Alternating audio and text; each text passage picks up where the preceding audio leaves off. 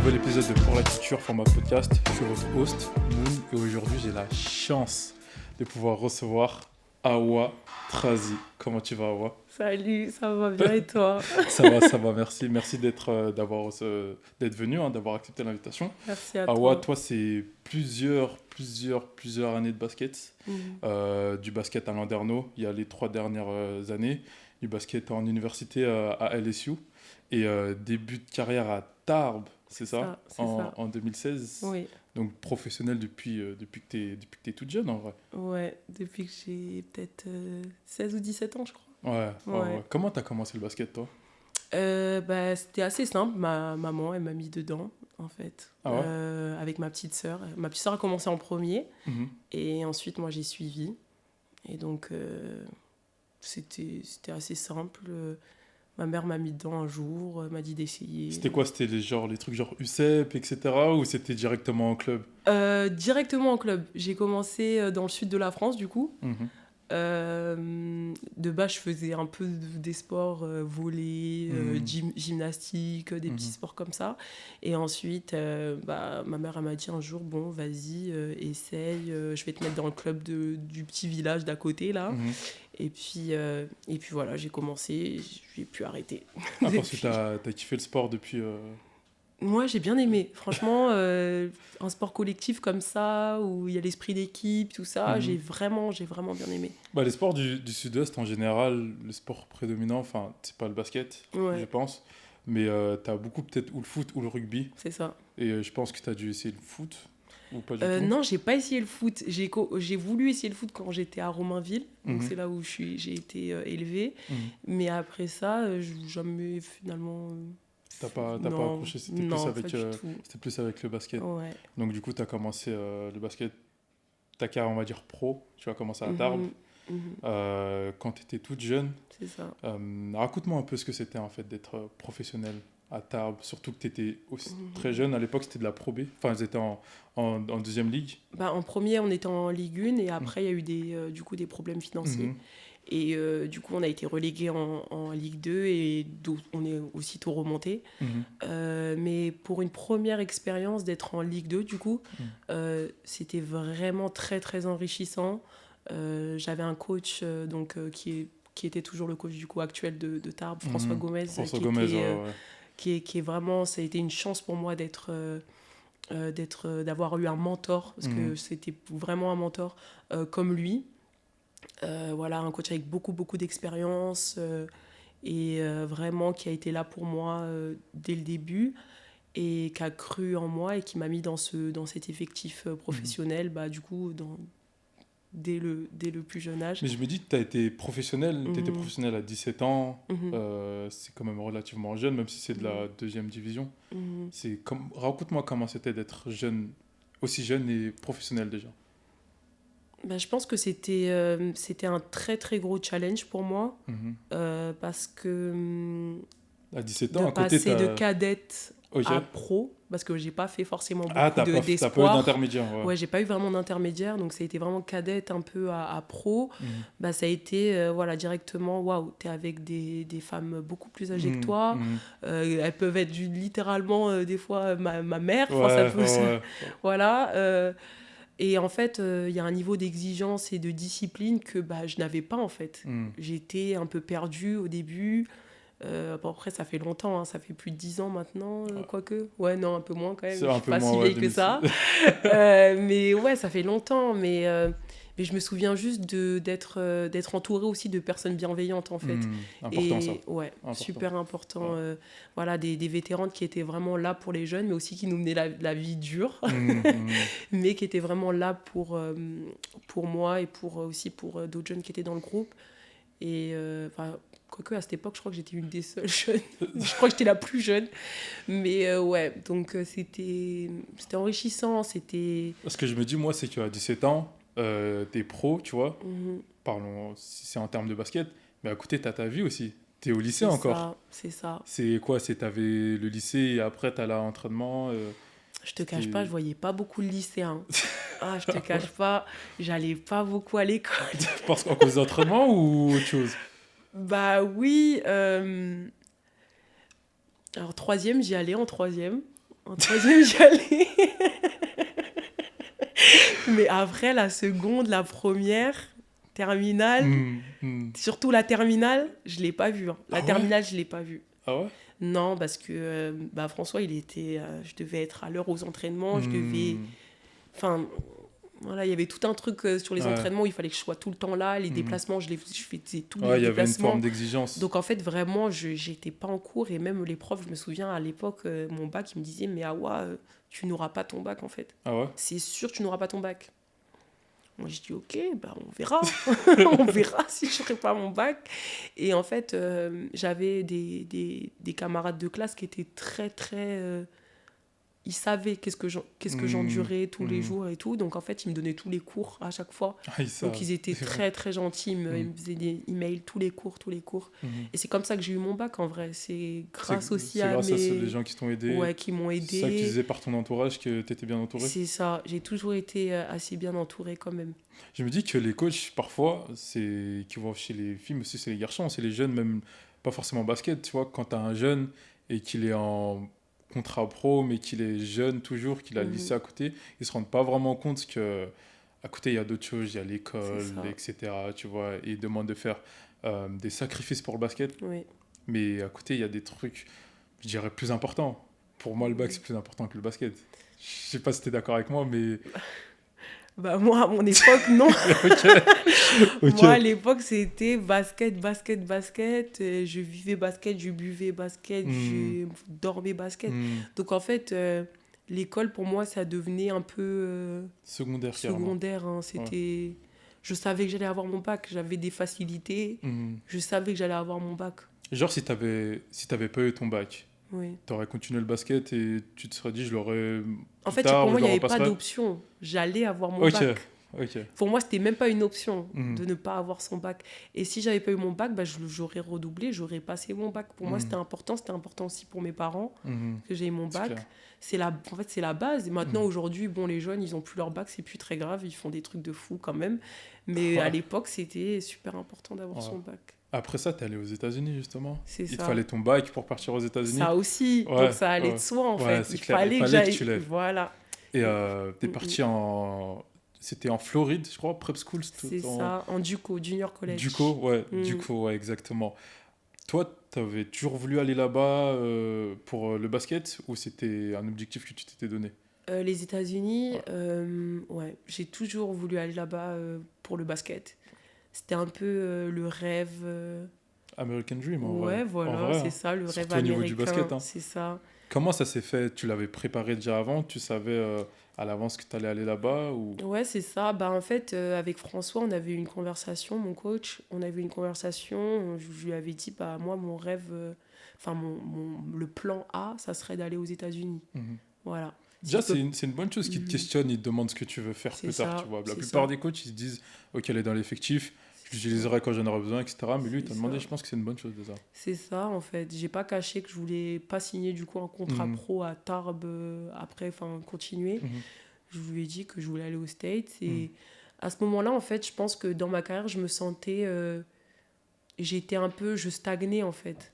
Au niveau de mon basket, j'avais plus l'impression d'évoluer. Ouais. Il me fallait quelque chose de nouveau, il fallait que je sois stimulée autrement. Et je pense que les États-Unis, c'était le bon compromis.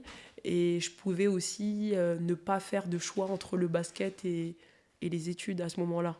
Parce que en France, on sait très bien que c'est compliqué d'allier les deux. Donc pour moi, c'était un bon compromis d'aller aux États-Unis. J'allais pouvoir avoir mes études et avoir le basket. Okay. Comment ça s'est fait concrètement, le fait de pouvoir aller là-bas? T'étais en contact avec les écoles là-bas ou même pas? Il me semble que la première fois, j'en ai parlé à mes coéquipières de Tarbes. Okay. Donc les pros, je leur ai dit ouais, j'aimerais bien aller aux States, tout ça, comment je fais? Est-ce que vous pouvez m'aider? Et là, directement, mais t'inquiète pas, we got you. Parce qu'il y avait des Quinry dans l'équipe, des Américaines dans l'équipe. Il y avait des Américaines et il y avait des filles de l'Est aussi qui étaient parties déjà aux États-Unis et tout. Oui. Donc des femmes de 35 piges, quoi, qui étaient déjà... Ouais. Et en fait, vraiment, elles étaient là pour moi. C'est-à-dire qu'elles m'ont mis directement en contact avec leur ancien coach. C'était vraiment du bouche à oreille, quoi. C'était vraiment... grâce à elle aussi, je suis partie aux États-Unis. Ok. Quoi. Après, bon, j'ai fait aussi mon travail de mon côté. J'ai fait C'est mes clair. highlights. J'ai parlé au coach sur Facebook. À l'époque, c'était sur Ouais, c'était Facebook, tout grave ça. Facebook à l'époque. Mais elles m'ont vraiment aidé Hmm. à vraiment me mettre en contact avec certains coachs. Ok, ouais, ils ont grave facilité la Exactement. relation avec eux. Exactement. Première année, du coup, t'arrives à... Du coup, c'était en Floride. C'était quoi le nom de l'école encore? C'était Northwest Florida State. Ouais, Florida Ouais. State, exactement. Ouais. Raconte-moi comment ça se passe, ton arrivée là-bas. Je me souviens, c'était C'était en 2000 combien? en 2017 ou 2018, 2000. je sais plus. C'est ton Je année, hein, sais c'est C'était un des deux. Ouais. C'était compliqué au début. Hmm. En fait, je suis arrivée vraiment dans un environnement que je connaissais pas. Hmm. Donc, c'était assez chaud. J'ai dû me... Comment dire? T'adapter? J'ai dû m'adapter, ouais, Ouais, c'est ça que je cherchais. ouais. J'ai dû m'adapter, nouvelle langue, parce que je clair. parlais Tu savais pas parler anglais? Je parlais pas anglais. Je parlais pas anglais. J'ai dû m'adapter à un nouveau mode de vie. La Floride, ça change de Tarbes ou de Romainville. Ah bah oui, complètement. Complètement. Donc, c'est pour ça que ça a été assez dur, mais j'avais 2 Français là-bas qui avaient signé dans la même école. Mhm. Donc, ils m'ont beaucoup aidé. Ils Mhm. parlaient déjà anglais. Mhm. Donc, ils m'ont beaucoup aidé à m'adapter à ce nouvel environnement. Après, qu'est-ce que je peux dire d'autre? Je t'ai parlé des différences qu'il y avait pu Ouais. avoir. C'était quoi les plus grosses différences que tu as remarquées? Hormis la langue. Hormis la langue, Je pense que la nourriture, je ça dirais devait être la nourriture, c'était dur. Combien de fois j'ai fait des... Comment on appelle ça, tu sais? Quand tu vomis là et tout là. Comment on dit? Vomissement? Food poisoning, genre, comment on dit? Intoxication alimentaire. Intoxication Ah ouais? alimentaire. Combien de fois? Ah ouais? Ouais, vraiment, c'était trop dur. Ouais. Mais ils mangent quoi là-bas pour que tu manges quoi là-bas En pour... fait, moi, vu que j'étais un peu timide et tout, je voulais pas dire que j'aimais pas, que rara, je mangeais en fait tout ce que les Ok. filles elles mangeaient, je mangeais. Et au final, des fois, je tombais malade. Ah ouais? Ouais, c'était dur. C'est quoi un plat qui te fait tomber malade là-bas? En fait, c'est leur fast-food souvent qui Ok. m'ont fait tomber malade. Ah ouais? Parce que c'est pas vrai, la nourriture, elle est pas Ouais, réelle. c'est du industriel, en fait. T'es déjà parti, toi, aux États-Unis? Ouais, une fois, ouais. T'as aimé la nourriture là-bas? Ouais. C'est vrai. T'es parti manger où? J'avais quoi? Chick-fil-A. Chick-fil-A, c'est bon. Ouais. Mais moi, au début, c'était pas Chick-fil-A. J'avais pas l'argent pour Chick-fil-A. Moi, c'était des Panda Express, Wendy's. Ok, Wendy, j'ai pas fait. J'ai fait pas mal de restaurants. Après, il y avait pas mal de nourriture, genre maison, on va dire. Ouais, Mais tout ce qui est fast-food, j'ai pas trop fait en vrai. ouais. Même la nourriture maison, là-bas, tu vois, je la trouve pas... C'est Ah pas ouais? de la nourriture maison. Genre, j'ai fait les trucs, les pancakes. C'était comme ils font dans les films. Ouais.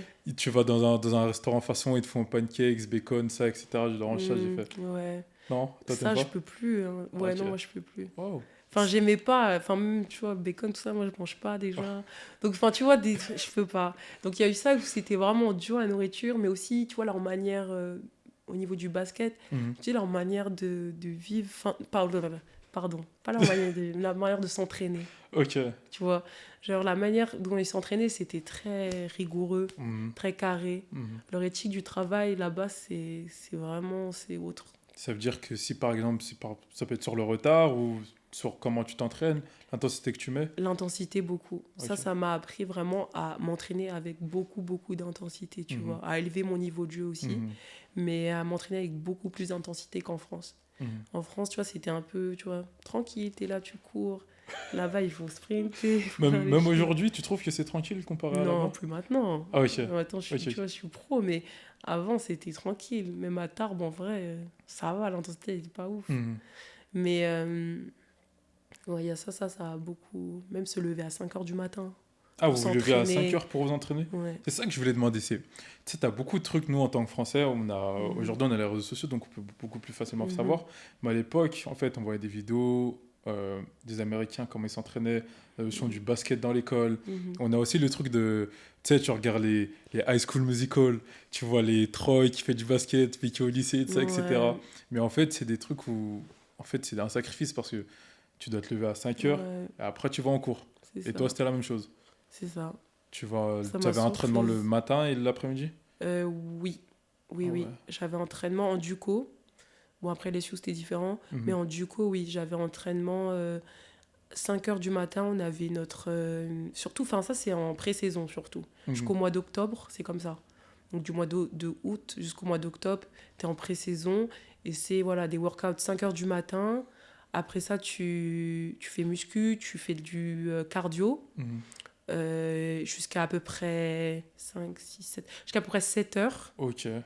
Ensuite, bah, tu vas à la caf, tu vas à la cafétéria, tu Mhm. manges ton petit déj, tout ça, tu retournes chez toi, tu fais ta douche, tout ça, tu vas vite à l'école Mhm. pour genre 8 heures ou 9 heures, ça dépend. Mhm. Euh, et après ça, bah, tu fais ta matinée école Ok. jusqu'à à peu près midi. Midi, après ça, bah, 13 heures, tu retournes à la salle. Ok, donc l'école que le matin. Ouais, oui, Ok. oui, ça par contre, oui, que le Ok. matin l'école. T'as plus de basket que d'école au final. Oui, oui, oui. Ok. Oui, oui, ça c'était que le matin. Et après, bah, à 13 heures bah, j'étais encore à la salle, je devais me faire strapper, tout ça. Et pour être prête pour l'entraînement de l'après-midi, donc de Mhm. 13h30 jusqu'à, bah, ça dépend ce que le coach, Ouais, dans quel ouais, mood il est. ouais. Voilà, c'est tout. C'était ça mes journées. C'est quand même fou parce que tu te dis, comme je dis, en fait, c'est Ouais, plus basket que école. c'est Et ça. quand t'allais à l'école, justement, je me demande, enfin, vous appreniez quoi là-bas? Parce que JUCO, là-bas, c'est pas université, mais c'est un peu un lycée C'est ça. pour se remettre à niveau façon Bah, en fait, américain, genre. du coup, c'est déjà là-bas, t'as que des associate degree. Je crois que ça s'appelle comme ça. Donc, ça veut dire que c'est des diplômes que sur 2 ans là-bas. Mhm. C'est une 2-year school. Ça veut dire Ok. que c'est que 2 ans là-bas. Mhm. Tu restes pas plus, normalement. Donc, c'était quoi ta question? Moi-même, moi-même, Tu non, sais plus. c'était, non, Mais oui, donc qu'est-ce en que vous gros, c'est appreniez à ça. l'école? Donc, ah oui, qu'est-ce qu'on apprenait à l'école? Du coup, bah, tu valides en fait des classes. Mhm. Du coup, ça dépend de ce que tu as besoin, tu vois, ce que tu as Mhm. envie de faire. Tu valides certaines classes. Et puis après, ça te fait un diplôme, quoi, entre guillemets. Toi, t'avais cours de quoi là-bas? Oh, du coup, mais ça date, hein. Du coup, moi, je me souviens plus trop ce que j'ai fait là-bas, hein. Je me souviens que LSU. Maths, Je faisais les, géométrie, je sais pas. voilà, exactement, je Les faisais les basiques. basiques. Je Ok. faisais les basiques parce que, en Cours fait, d'anglais aussi, j'imagine. non, non. T'as appris l'anglais D'ailleurs, sur le tas? c'était, ouais, c'est ça. Waouh. J'ai vraiment appris l'anglais sur le tas, mais grâce aussi à mes coéquipières. Mhm. Parce que mes coéquipières, à chaque fois que je parlais avec elles, elles me corrigeaient, tu Mhm. vois. Elles me laissaient répéter. Elles savaient que quand je répétais les phrases qu'elles disaient, c'était pas pour me moquer, Ouais, c'était c'était vraiment pour pour te corriger. apprendre. Ouais, ouais. Ouais, enfin, moi, en tout cas, moi, j'ai un truc où si je veux apprendre une langue, il faut que je répète. Mhm. Tu vois, genre ce que les gens ils disent en mimiquant les gens, mais Mhm. pas forcément en moquant d'eux, Ouais, tu vois. ouais, ouais. Juste en répétant, Ouais, tu en vois. suivant les pas, entre guillemets. Exactement. Mhm. Donc elle savait que ça, c'était ça que Ouais, je ouais. faisais, tu vois. Je me moquais pas d'elle ni rien. Les profs, ils te parlaient en anglais? Ouais, Ah, ouais, Waouh. c'était trop dur. Je comprenais rien. Mais vraiment, je comprenais absolument rien. Comment t'as fait du coup? Je sais pas. Parce qu'au bout de quelques mois après, j'étais bilingue presque. Hmm. En fait, j'avais cette soif d'apprendre. Ah ouais, donc forcément, t'étais C'est motivé et ça. t'avais envie de le faire. Donc il fallait que tu le fasses, en C'est fait, tout exactement simplement. ça. Donc au final, tu Mm. l'as fait. Bah, c'est aussi la raison pour laquelle je suis pas partie directement en NCA, en Mhm. fait, que j'ai dû faire cette case du co Mhm. parce que je pouvais pas placer une phrase, Ouais, un mot ouais. après l'autre, et que j'ai loupé mes tests d'anglais, quoi. Mhm. Ouais, Donc 2 ans après, t'arrives en NCAA, voilà. première division à LSU Mm. Tigers. Voilà. C'était en 2019, je crois, c'est ça? Oui, 2019. oui, oui. Raconte-moi un peu ton expérience là-bas, parce que là, c'est totalement différent du Duco. Là, c'est la grande université, Ouais. c'est le grand campus. Là, t'es vraiment comme dans les films, là. Mm. Ouais, les sous, c'était complètement différent de la JUCO, Mhm. comme tu as dit. Euh, En fait, ça m'a même surprise, en fait, Mhm. d'être dans une structure de cette envergure-là. Mhm. Euh, Mais en fait, pour moi, c'était normal, en fait. Il fallait que j'arrive À ce niveau-là. à ce niveau-là, en fait. Pour moi, c'était la suite logique. arriver là où tu voulais. Exactement. C'était la suite logique. Après, je crache pas du tout sur la Duco parce que, juste pour terminer sur ça, ça m'a beaucoup mis les pieds sur terre. Et la Duco, ça sert beaucoup. Tu vois, ça te humble. Ouais, ok. Voilà. Ouais, je vois ce que tu veux dire. Ça sert beaucoup et ça m'a ouvert aussi, tu vois. Ça m'a appris la langue. Ça m'a ouvert beaucoup de portes aux États-Unis, beaucoup d'autres universités, tu vois.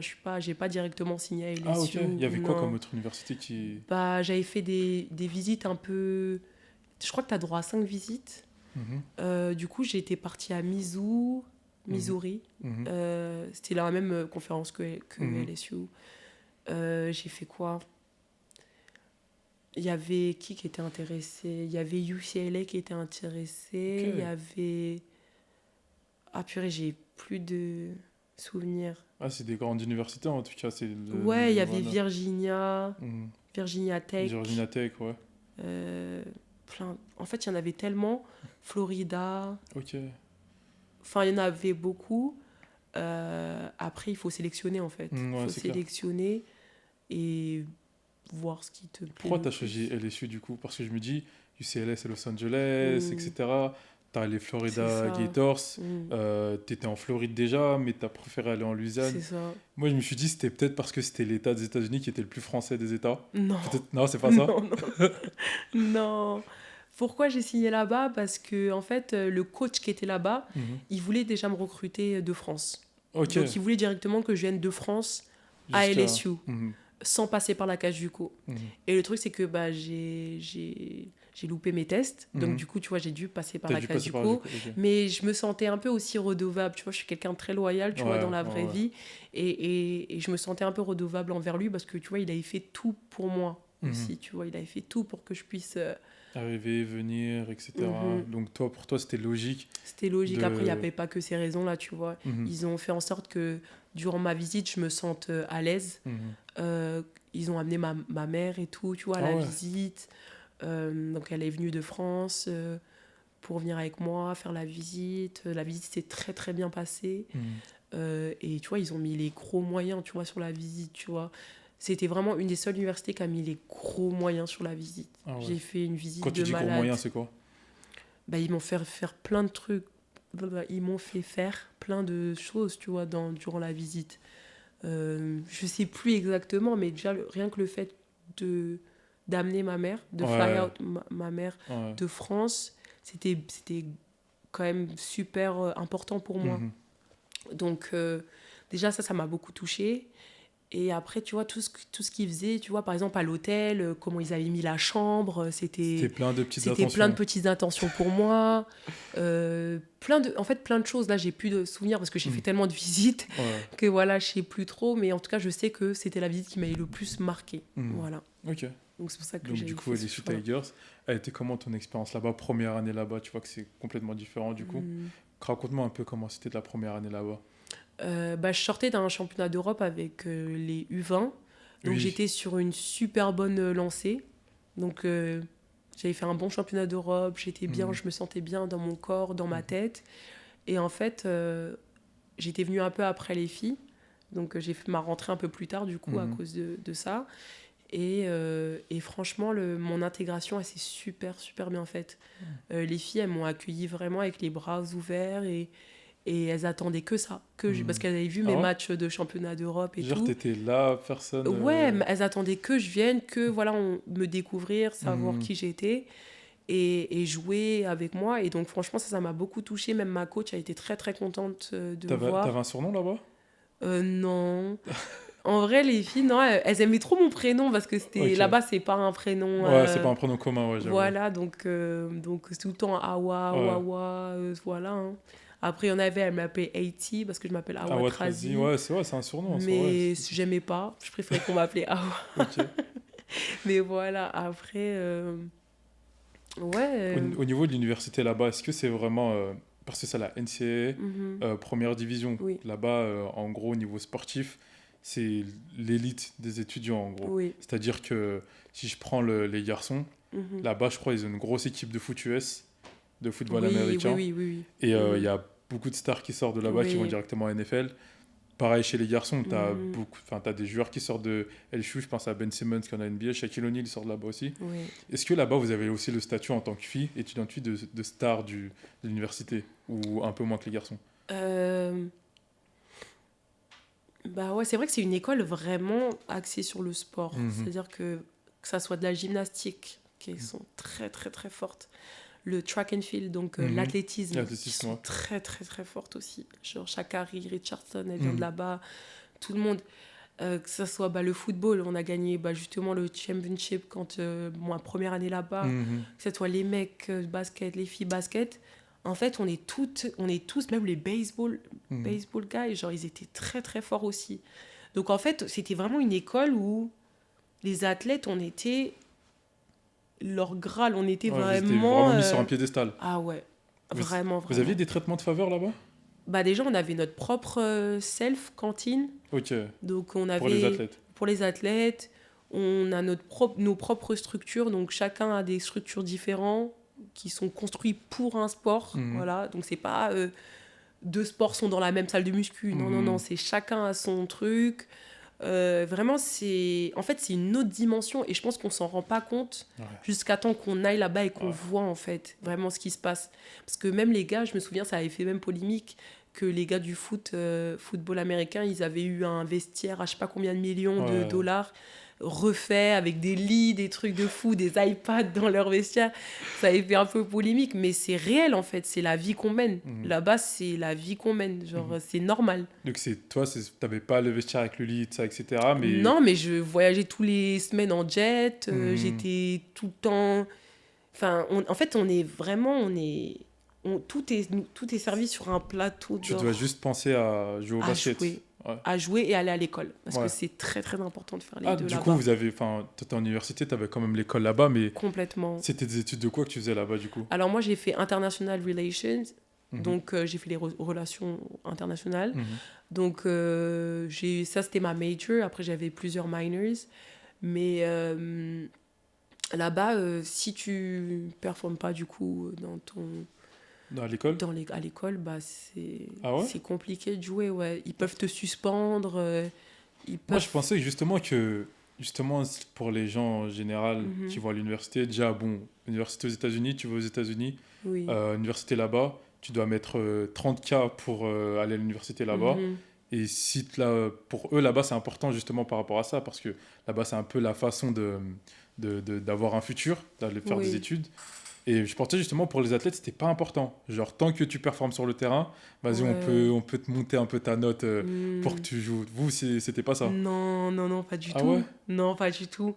Si tu performes pas, là, c'est mort. Tu joues pas? Non. Ah ouais.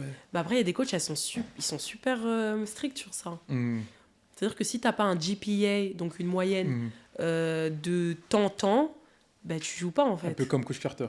C'est ça, clairement. Je pense que c'est vraiment ça. Après, je me souviens plus trop du film, mais je pense que c'est vraiment ça. Ok. Donc, c'est super important de réussir aux études là-bas. Ils sont très, très rigoureux sur ça. Ils blaguent pas. Tu m'avais dit que du coup, tous les athlètes étaient mis sur le même piédestal, que ce soit foot, basket, ou même garçons ou filles. Mais je sais pas si tu étais là-bas à cette année-là. Je crois que c'était en 2022, je crois. Mais il y avait le March Madness, du coup, le tournoi... Le tournoi national, pardon. Et il y avait un truc qui avait buzzé. C'était une athlète, du coup, basketteuse, qui avait mis en gros une photo du centre d'entraînement des garçons, du centre de muscu des garçons, et celui des filles. Celui des garçons, il était beaucoup d'espace pour développer. Et celui des filles, tu avais une table, comme celle-là, un peu plus long, et 10 poids, je crois. Oui, je me souviens. Ça, il me semblait que c'était pendant le Covid. Donc, je crois que c'était en 2020. Ouais, je crois que c'était en 2020. Ouais, en effet, cette joueuse-là, elle nous a montré, en gros... comment l'inégalité, disparité, de fou. Donc après voilà, moi je t'ai dit ça au sein de mon université. Ton université, après c'est March Madness, c'est la NCAA qui gère ça, donc c'est pas du tout les mêmes entités, mais après c'est vrai que je sais pas si j'ai grand chose à dire sur ça. Je sais que ça a beaucoup changé maintenant et que le basket féminin est, je pense, beaucoup plus regardé. Enfin, le basket féminin, la NCAA, en NCAA, en tout cas, le women's basketball est beaucoup plus regardé que les gars. Enfin, en tout cas, ces trois dernières années. Et la WNBA. Voilà. Ouais, je pense que ça prend de l'ampleur. Pas en Europe, c'est pas assez regardé. En Europe, je pense pas encore. Non. Tu penses pas? Mais j'espère que ça va. Hein. Ça va aller aussi dans cette direction, mais pas encore, malheureusement. Ok. Ouais. Par rapport à ça, justement, à tes années à LSU, comment est-ce que tu penses que ton jeu, entre guillemets, il a changé, progressé par rapport à celui que tu avais avant quand tu étais en France ou même en Duco? Alors, je pense qu'en France, on est beaucoup axé sur le QI basket, sur la technique, sur la vision de jeu, voilà.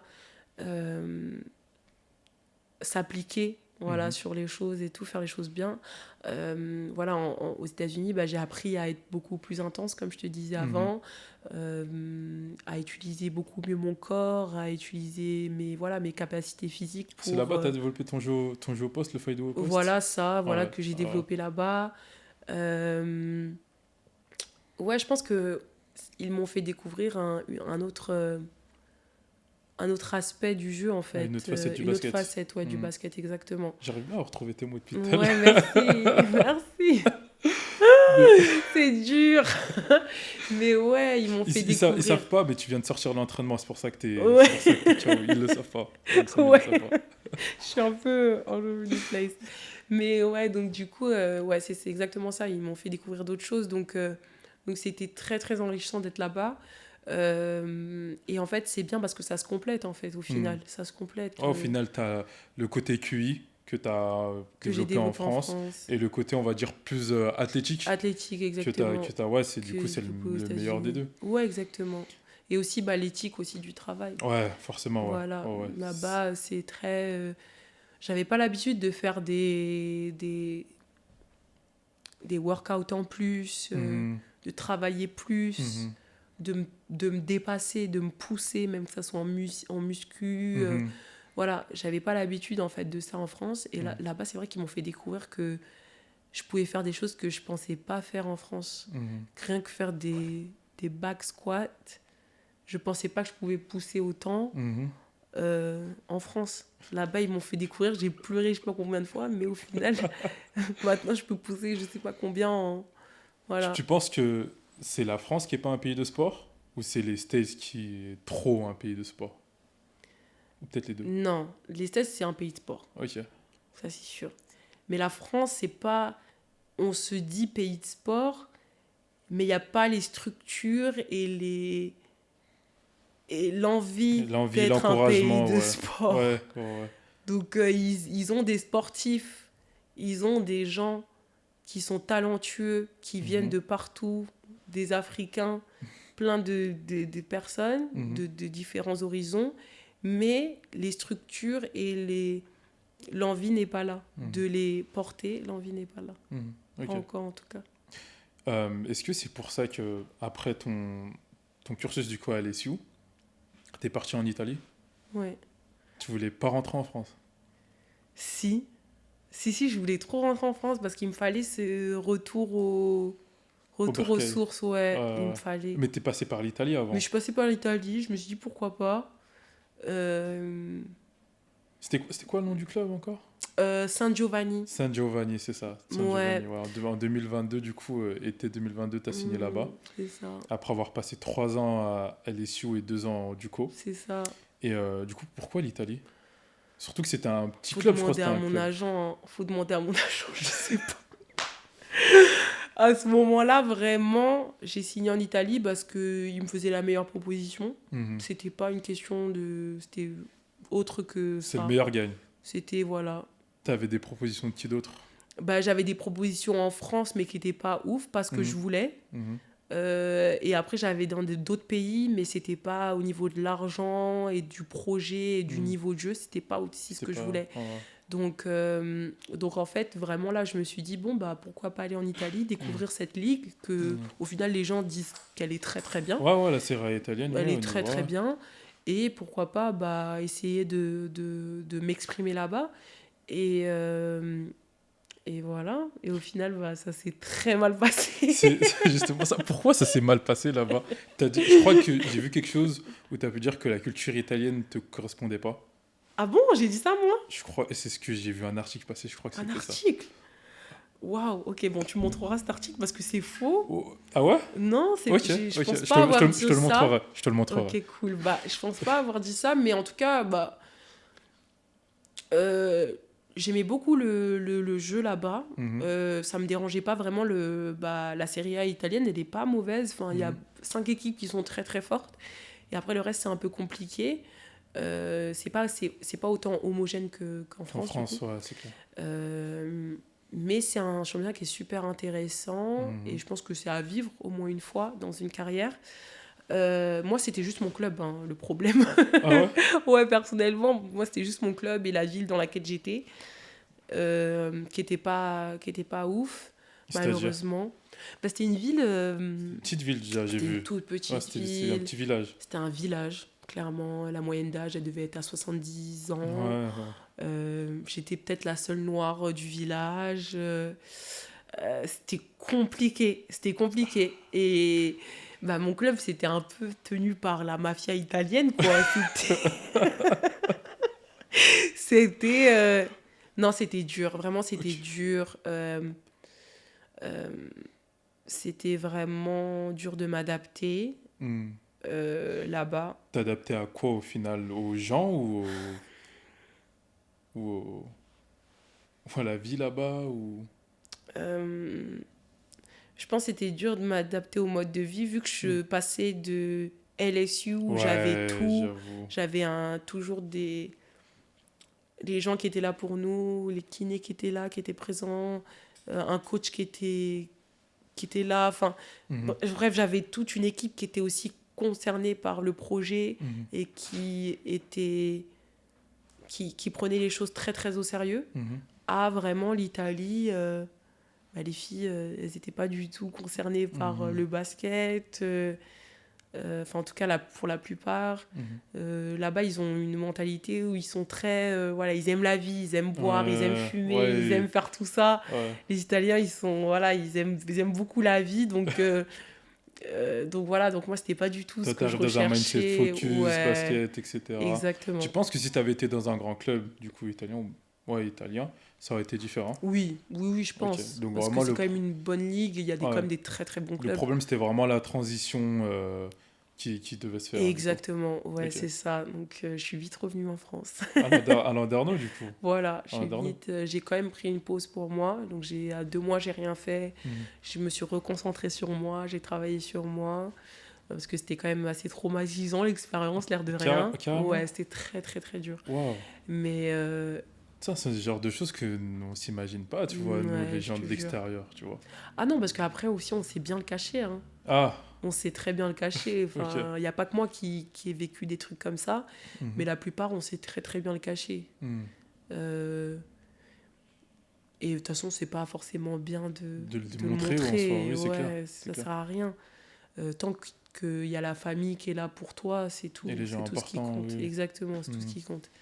Donc voilà, et après, du coup, il me fallait 2 mois pour me recentrer sur moi et profiter de ma famille. Ça faisait quand même 5 ans et que j'étais loin d'eux et tout. Donc voilà, et après ça, par la suite, j'ai signé à Landerneau et ça m'a permis de trouver en fait cette stabilité là-bas que je cherchais depuis un petit moment quand même. Stabilité au niveau du jeu ou au niveau même de l'état d'esprit? Tout, l'état d'esprit... Juste, revenir en France, revenir dans un pays que je connais. Déjà. Signer un contrat de plus d'1 an. Voilà. De base, tu arrives dans une pige. Tu remplaces de base, une je remplace blessée une pige. jusqu'à la fin de la saison. Je crois que Exactement. C'était janvier ou quelque chose, janvier 2023. Je suis arrivée en fin février 2023. Donc, j'ai passé 2 mois et demi, 3 mois là-bas. Pour une pige, du coup, t'avais raison. Et ensuite, on m'a assigné 2 ans. Donc j'ai fait 2 saisons et demie là-bas. Et j'en avais besoin de rester à un endroit fixe, d'avoir un truc, du coup 2 saisons mais pas une de plus. Non, après j'aurais pu prendre une saison de plus là-bas. Ah ouais? Mais non, enfin, j'aime bien aussi voyager, donc j'aime bien découvrir de nouvelles choses. Donc c'est vrai que c'était important pour moi de découvrir autre chose, quoi, et de partir. Là, te voici aujourd'hui à Lasvel. C'est ça. Début de saison, là, aujourd'hui, tu as fait... À l'heure où on tourne, là, tu as fait 2 matchs. Ouais, c'est ça. Mais ouais, comme c'est quoi ton endroit préféré de Lyon pour l'instant? Si t'en as un. Si t'en as un. Je sais pas. Ah ouais? Attends. Lyon, c'est une ville réputée pour la nourriture, tu vois. Ok, je savais pas. Ah, tu savais? Non. Ah bon? Pour de vrai? Votre gastronomie, elle est pas mal. De fou. Bouchon lyonnais, ça, etc. C'est quoi ça? Et bouchon lyonnais? Non, c'est quoi? Tu connais pas? Non. Et... C'est des frites? C'est quoi? Je sais pas. C'est quoi? Des restaurants qui font des spécialités lyonnaises en ville, etc. Sérieux? Je te jure. Je connais pas. Si je te dis la marinade, t'as pas la... Marinade. Nocos, je sais la pas, marinade, non. T'as pas encore goûté le tacos la marinade? Déjà, est-ce que t'aimes les tacos déjà? Ah, c'est un tacos. Ouais. Enfin, c'est un endroit où ils font des tacos. Ouais. Mais c'est le meilleur de France. La marinade? La marinade. Ah, ok, bah vas-y, je note. Je savais pas. Bah si, c'est... Il faut que j'aille là-bas. Ouais, faut que t'ailles là-bas. C'est vrai? Je te jure. C'est bon? C'est le meilleur de France. T'es sûr? Certain. Ça, tu dis ça parce que t'es lyonnais. Regarde sur Internet. C'est le meilleur de France. C'est vrai. C'est le meilleur de France, merci. Du monde. Oh, wow, vous êtes chauvin. C'est le meilleur de France. Ah, t'es dans la ville du meilleur tacos de France. Ben, je sais que tacos de Lyon, tout ça... Enfin, je sais que les tacos, ça vient de Lyon. Mais pour moi, les tacos, c'est même pas... Enfin, c'est pas... Enfin, je sais pas, c'est pas un truc de fou. C'est pas un truc de fou. Enfin, je sais pas, on dirait que c'est un truc de malade. Wow, des tacos. Ok. Mais en vrai, mon meilleur endroit ici... Attends... J'ai pas fait grand-chose, hein. Je suis partie à la Fourvière. Ouais. Regarder la vue un peu, c'était sympa. Moi, je dirais Palais des Sports Gerland pour le moment. Tu sais que ton coach, il était là, j'ai eu un podcast avec ton coach. Tu ne savais pas? Ça s'est bien passé? Ça s'est super bien passé. Génial. Ah ouais? Oui, il est top. T'as pas vu il a la tchatch. Mais non, j'ai pas vu le podcast malheureusement, mais il a la tchatch. Faudrait que tu regardes, mais ouais. Ouais, je regarderai. Il est pas au courant que tu l'as pas dit. Non. Il verra, il aura la voilà. surprise. Au passage, Johan, si tu nous regardes, coucou à toi, mais...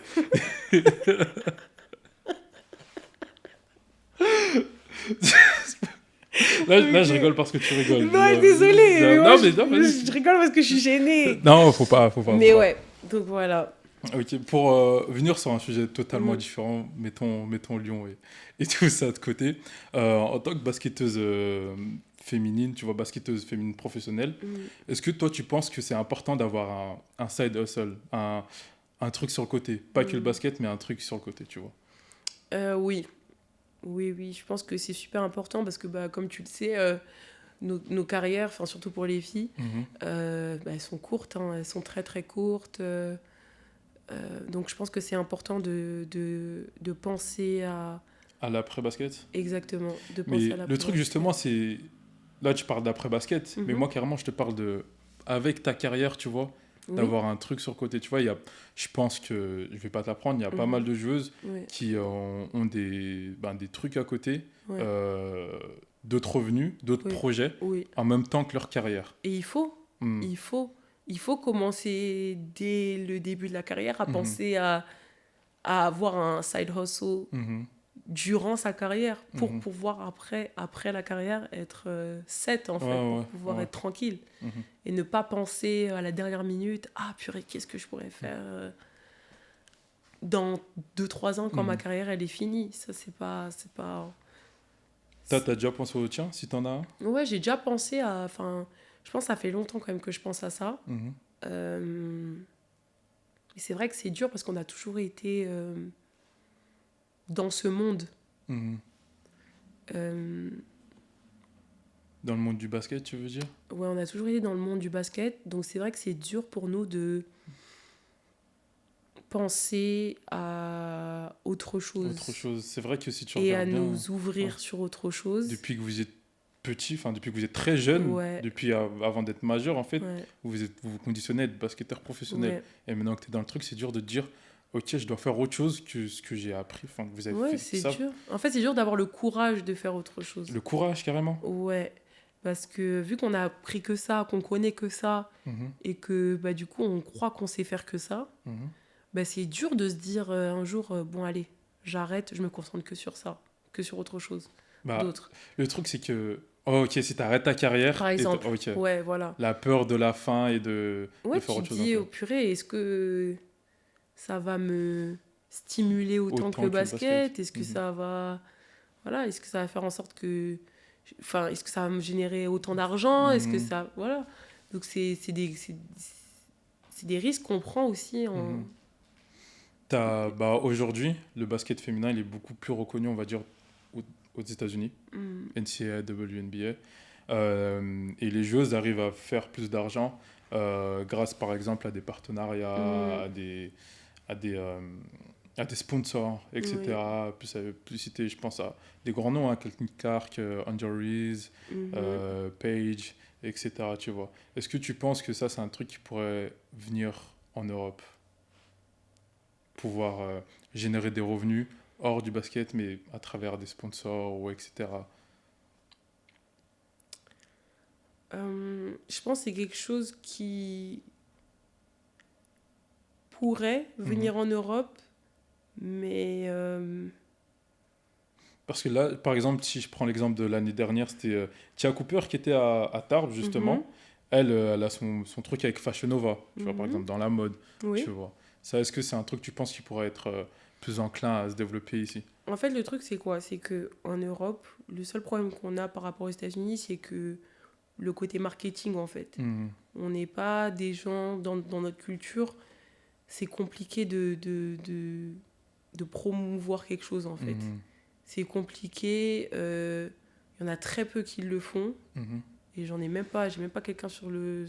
En tête, Ouais, en ouais. tête, pour te dire. Mhm. Mais en fait, aux États-Unis, ils ont cette facilité à se vendre et à faire en sorte que De à devenir se une montrer marque. en fait. Ouais, de Ils ont devenir cette une facilité marque. à se montrer, voilà, à, à avoir leur propre brand, tu vois, genre Mhm. leur image, tout ça. Voilà, c'est quelque chose qu'ils jouent avec depuis des années et des années et des années. En fait, Mhm. ils Mhm. savent comment gérer ce truc-là. Nous, c'est un peu plus compliqué. Je sais qu'il y en a, Mhm. ils essaient énormément. Mais il n'y a pas autour, il n'y a pas l'aide en fait. Il n'y a personne qui les aide Mhm. autour. Il y a Il n'y a pas. pas de structure, Non, de trucs qui aident à pousser le truc, tu je vois. trouve pas. Ouais, je Mhm. trouve pas. Et c'est vraiment dommage parce qu'il y a tellement de potentiel en France et en Europe. Mhm. Mais voilà, là je parle de la France. Là, il y a tellement de potentiel, des joueuses qui pourraient euh, utiliser leur brand, leur personne Mhm. pour pouvoir faire autre chose, mais qui le font pas bah, par peur en fait. Par peur bah, déjà qu'on les aide pas, par peur du Mhm. jugement, Mhm. par peur que ça ne marche pas. Mhm. Ouais, il y a plein de peurs en fait, mais s'il y en a une qui se lance, crois-moi que ça va faire effet domino et qu'il y en aura plusieurs et que là, peut-être qu'on pourra un jour, je l'espère, et c'est Mhm. ça va être très très dur et très long, mais rivaliser avec les États-Unis. Moi, je pense que aujourd'hui, c'est clair que c'est aux joueuses de. Elles sont actrices de tout ça, tu C'est vois. ça. Mais tu as un peu de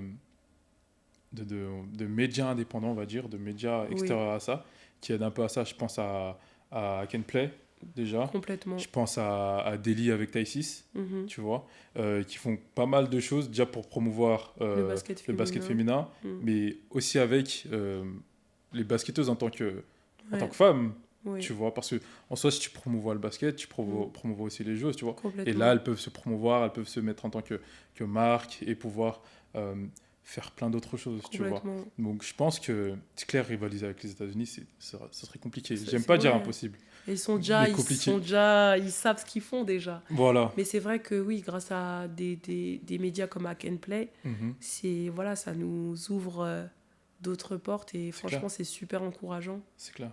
J'ai vu la dernière fois, elles ont fait un tournoi à Londres, je crois.